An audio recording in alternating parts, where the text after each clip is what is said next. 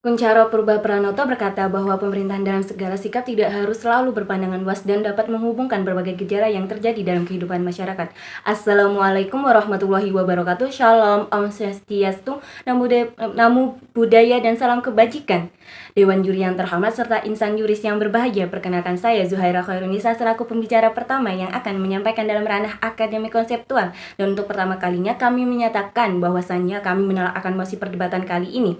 Hal ini dikarenakan awalnya masa jabatan hanya 6 tahun menjadi 9 tahun sehingga membuat banyak spekulasi bahwa hal ini bernuansa politisi dengan tukar guling. Juga sama sekali tidak relevan dengan urgensi kebutuhan pembenahan desa. Sebaliknya, akomodasi atas usulan tersebut akan menyuburkan oligarki di desa dan politisasi desa. Dewan Juri yang terhormat, hal ini selaras dengan pendapat Ubaidillah Badun selaku analisis sosial di politik Universitas Negeri Jakarta. Jadi, kekuasaan terlalu lama itu cenderung absolut dan kekuasaan yang absolut pasti korupsi. Jabatan yang semakin lama bukanlah hal yang cenderung positif dilihat akan fakta lapangan bahwa para pelaku korupsi banyak adalah aparat desa, yang mana akan hal tersebut menimbulkan kerugian terhadap desa itu tersebut. Oleh karena itu, pengambilan kebijakan baik itu eksekutif maupun legislatif seharusnya fokus urun rembuk membenahi regulasi dan sistem yang efektif meningkatkan kemajuan pembangunan desa, termasuk di dalamnya memproduksi potensi korupsi. Dewan Juri yang terhormat, korupsi yang makin meningkat di desa berjalan beriringan dengan peningkatan alokasi dana yang cukup besar untuk membangun desa. Hal ini perlu menjadi perhatian utama pemerintah. Hingga saat ini patut digarisbawahi belum ada solusi dan langkah pencegahan efektif untuk menekan korupsi di desa. Dewan Juri yang terhormat, sejatinya urgensi yang kami paparkan terhadap mengapa kami sangat menolak terkait mosi ini. Yang pertama, perpanjangan masa jabatan kepala desa akan membuat iklim demokrasi dan pemerintahan desa menjadi tidak sehat dan bahkan dapat menyuburkan oligarki di desa. Gejala melanggengkan kekuasaan pertahanan ini kerap muncul beberapa waktu dekat ini. Yang kedua, perpanjangan masa jabatan kepala desa tidak sejalan dengan semangat reformasi 1998 dan amandemen Undang-Undang Dasar 1945 yang menekankan limitasi terhadap kekuasaan di cabang eksekutif. Upaya untuk memperpanjang masa jabatan kepala desa jelas bertentangan dengan semangat konstitusional tersebut. Yang ketiga, respon positif atas usulan perpanjangan masa jabatan kepala desa akan membuat presiden buruk dan patut dicurigai. Jika usulan tersebut diakomodasi, bukan tidak mungkin selanjutnya masa jabatan election official lain bisa diwacanakan untuk diperpanjangkan.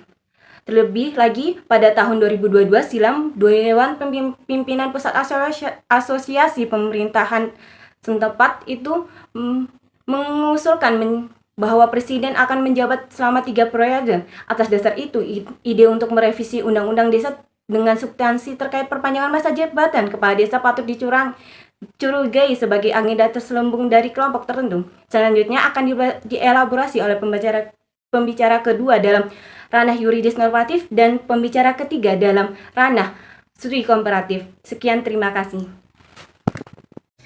Hukum melihat ke depan, bukan ke belakang. Assalamualaikum warahmatullahi wabarakatuh. Salam sejahtera bagi kita semua. Salam Om Swastiastu, Namo Buddhaya, dan salam kebajikan. Dewan Juri yang arif terpelajar lagi bijaksana, serta seluruh insan yuris yang berbahagia, perkenalkan, saya Ahmad Saifan Firly Imanto sebagai pembicara kedua akan menyampaikan argumentasi dalam ranah yuridis normatif. Dewan Juri yang terhormat, dalam rangka mendukung demokrasi yang kuat, rotasi kepemimpinan yang sehat, serta menghindari potensi penyalahgunaan kekuasaan dan korupsi, kami menolak mosi perdebatan kali ini mengenai rancangan undang-undang tentang perpanjangan masa jabatan kepala desa yang awalnya dari 6 tahun menjadi 9 tahun. Kami meyakini bahwa terlalu lamanya masa jabatan yang diemban oleh seseorang tentu akan menimbulkan resiko-resiko penyelewengan dan penyalahgunaan kewenangan. Kepala desa yang bertugas untuk jangka waktu yang lebih lama memiliki potensi untuk membangun dominasi politik dalam desa mereka yang dapat merugikan perkembangan demokrasi dan pluralisme. Power tends to corrupt and absolute power corrupts absolutely. Pernyataan ini menggambarkan fenomena di mana orang yang memegang kekuasaan cenderung menjadi korup secara moral atau etis, dan ketika kekuasaannya menjadi mutlak, korupsi itu menjadi lebih parah. Dalam periode jabatan yang panjang, ada risiko meningkatnya praktik korupsi dan penyalahgunaan dana desa. Kepala desa memiliki kontrol yang kuat atas anggaran dan dapat memanfaatkan situasi ini untuk kepentingan pribadi. Perpanjangan masa jabatan memungkinkan waktu yang lebih lama bagi kebijakan-kebijakan yang merugikan masyarakat. untuk terlaksananya tanpa terkendali yang cukup. Dewan Juri yang terhormat, alasan kami menolak mosi perdebatan kali ini didasari oleh beberapa hal sebagai berikut. Yang pertama dalam konteks Undang-Undang Nomor 6 Tahun 2014 tentang desa yang mengatur masa jabatan kepala desa selama 6 tahun dengan kemungkinan refleksi sekali.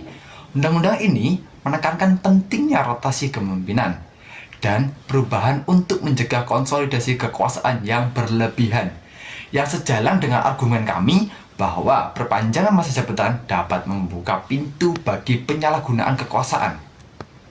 Yang kedua, didasarkan pada prinsip-prinsip yang diatur dalam Undang-Undang Nomor 10 Tahun 2016, terutama prinsip demokrasi, masa jabatan yang akan ditetapkan, dan ketentuan-ketentuan hukum terkait dengan pemilihan kepala daerah.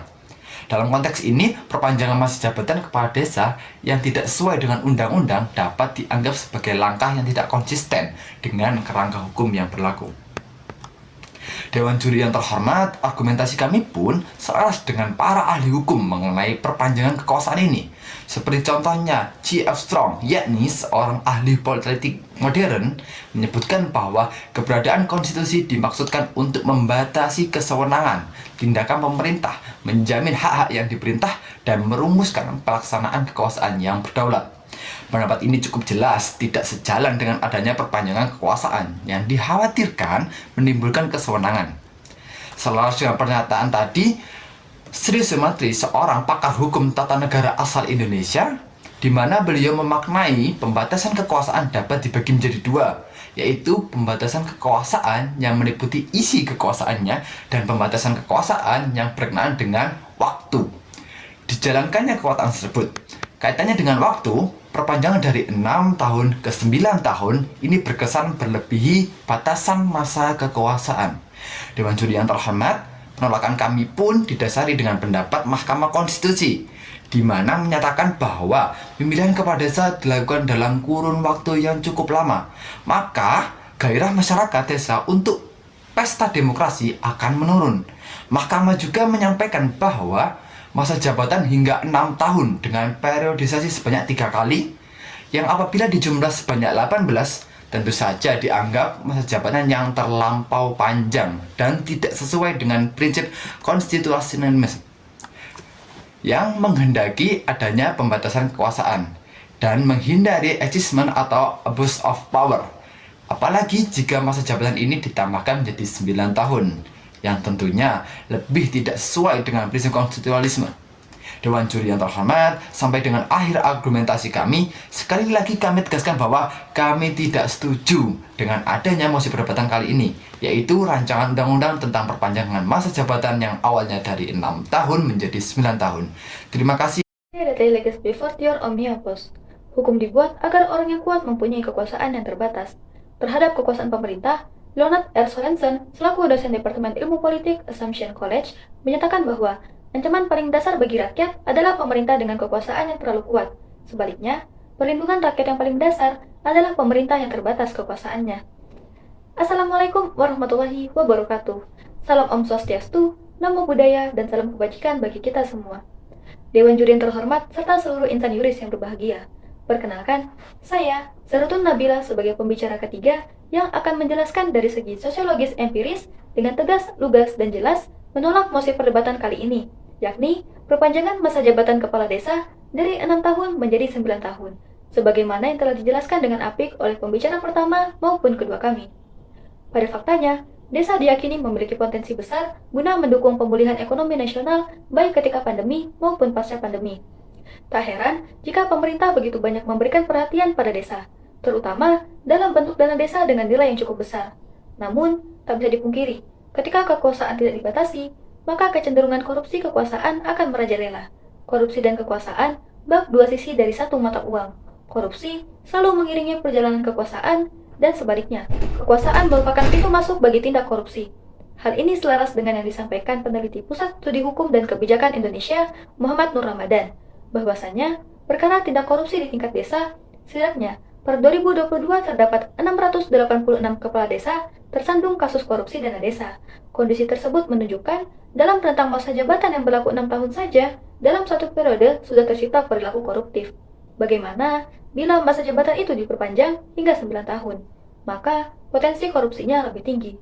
Selain itu, peneliti di Pusat Kajian Anti Korupsi Universitas Gadjah Mada, Zainur Rohman, juga memberikan keterangan bahwasanya apabila jabatan kepala desa tidak dibatasi dalam periode yang wajar, itu akan semakin mengukuhkan kekuasaan kepala desa dengan minim kontrol. Jika itu terjadi, potensi korupsi akan meningkat. Berdasarkan data Indonesian Corruption Watch, sepanjang tahun 2022 saja, terjadi 155 kasus korupsi dana desa.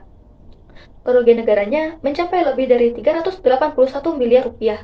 Praktik suap menyuap dan pungli saja mencapai 2,7 miliar rupiah. Desa mengalahkan sektor pendidikan, utilitas, pemerintahan, dan sumber daya alam. ICW mencatat, sejak pemerintah menggelontorkan dana desa pada 2015, tren kasus korupsi di pemerintahan desa meningkat. Pada 2016, jumlah kasus korupsi di desa sebanyak 17 kasus dengan 22 tersangka. 6 tahun kemudian, jumlah kasus yang melonjak drastis 155 kasus dengan 252 tersangka. Kerugian negara dari kasus korupsi di desa memiliki kenaikan berkisar 40% sampai 350% sepanjang 2016 sampai 2022. Namun, penting diketahui bahwa dari 155 kasus tersebut tidak seluruhnya berkaitan dengan anggaran dana desa. Dalam laporan ini, ICW juga menemukan korupsi di level desa terjadi pada penerimaan atau pendapatan desa. Berdasarkan data yang kami peroleh, pada tahun 2023 ditemukan kasus korupsi dana desa dan alokasi dana desa yang dilakukan oleh mantan Kepala Desa Kedung Banteng, Kecamatan Sumber Manjing Wetan, Kabupaten Malang. Pelaku dalam kasus ini telah menjadi buron sejak tahun 2018. Berdasarkan laporan hasil audit dari Badan Pengawasan Keuangan dan Pembangunan Perwakilan Provinsi Jawa Timur pada tahun 2017, praktik rasuah yang dilakukan mengakibatkan kerugian negara sebesar 143 juta. Adapun kasus lain yang kami temukan terdapat di Desa Talusan, Kecamatan Dusun Utara, Kabupaten Barito Selatan, Kalimantan Tengah. Kepala desa dan bendahara desa diduga kuat melakukan tindak korupsi anggaran pendapatan dan belanja desa dengan total mencapai sekitar 1 miliar rupiah. Kasus-kasus tersebut menunjukkan lama atau tidaknya masa jabatan tidak menjadi jaminan perkembangan suatu daerah, sehingga wacana perpanjangan masa jabatan kepala desa dari 6 tahun menjadi 9 tahun sama sekali tidak relevan dengan urgensi pembenahan desa. Hal ini sejalan dengan HAM dan Zulfa yang mengatakan pembatasan terhadap masa kepemimpinan jabatan tunggal termasuk kepala desa perlu dilakukan karena untuk keberlangsungan demokrasi mengingat bahaya jika masa jabatan tidak dibatasi, yaitu seseorang akan otoriter, abuse of power, regenerasi kepemimpinan macet, seseorang bisa menjadi diktator, dan timbulnya kultus individu. Adapun solusi yang dapat kami tawarkan adalah sebagai berikut. Yang pertama, pemerintah harus berkomitmen dan lebih fokus memperbaiki anomali pelaksanaan undang-undang desa secara konsekuen, mengurangi overlap regulasi, dan menyudahi pembangunan rezim administrasi yang berdampak koruptif, manipulatif, dan mobilisasi. Yang kedua, mengupgrade kemampuan kepala desa dalam mengatur serta mengelola desa sehingga desa lebih berkembang. Dan yang ketiga, adanya regenerasi kepemimpinan sehingga corak kepemimpinan bisa beragam. Sampai dengan akhir argumentasi kami, Dewan Juri yang terhormat, sekali lagi kami tegaskan bahwasanya kami menolak dengan adanya mosi perdebatan kali ini. Dewan Juri yang terhormat, sampai kita di akhir perdebatan di mana pembicara pertama, kedua, dan ketiga dari tim kami telah menyampaikan poin-poin argumentasi secara apik dan komprehensif. Kuncaro Pranoto berkata, yakni pemerintahan harus pandai memperhitungkan lingkup akibat-akibat dan sikap tindak dalam pemerintahannya dengan penglihatan jauh ke depan.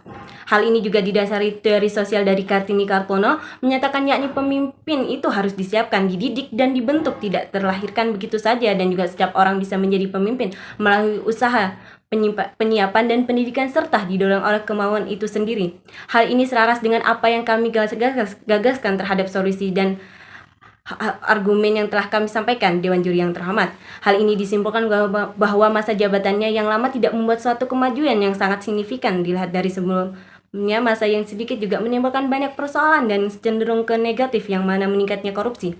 Sehingga pokok argumentasi pertama mengapa kami menolak mosi perdebatan kali ini, yaitu pertama, perpanjangan masa jabatan kepala desa akan membuat iklim demokrasi dan pemerintahan desa menjadi tidak sehat dan bahkan dapat menyuburkan oligarki di desa. Yang kedua, perpanjangan masa jabatan kepala desa tidak sejalan dengan semangat reformasi 1998 dan amandemen Undang-Undang Dasar 1945 yang menekankan limitasi terhadap kekuasaan di cabang eksekutif. Adapun solusi yang kami gagaskan, yang pertama yaitu pemerintahan harus berkomitmen dan lebih fokus memperbaiki anomali pelaksanaan Undang-Undang Dasar Desa. Dan yang kedua, untuk mengupgrade kemampuan kepala desa dalam mengatur mengolah desa sehingga desa lebih bisa berkembang dari sebelumnya. Yang ketiga, adanya regenerasi kepemimpinan sehingga cara kepemimpinan bisa beragam, sehingga sampai akhir argumentasi pun kami tetap menjadi gerada terdepan menolak masa jabatan kepala desa 9 tahun ini. Burung dara, burung cendrawasih, cari dulu di Papua. Cukup sekian, terima kasih. Semoga bermanfaat untuk semua.